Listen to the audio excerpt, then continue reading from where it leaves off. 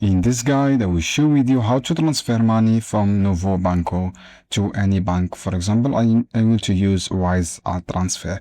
First, click sign up on your Novo Banco. If you have a mobile or web, the same thing with your all information here. Just set up your PIN, and then all you have to do, write your Wise in your Novo Banco, and then select a transfer this option. From here you will see different option.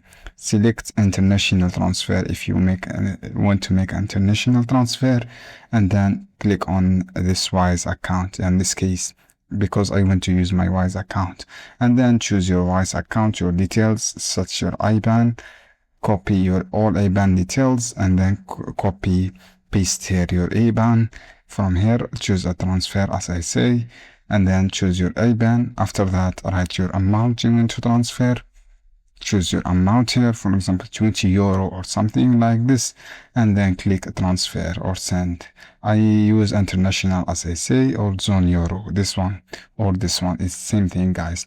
This is how you can do guys. Just copy your information on Wise, and then you will be received your own information and you will send money successfully. I hope this guide helpful for you. Don't forget to leave like and share this video.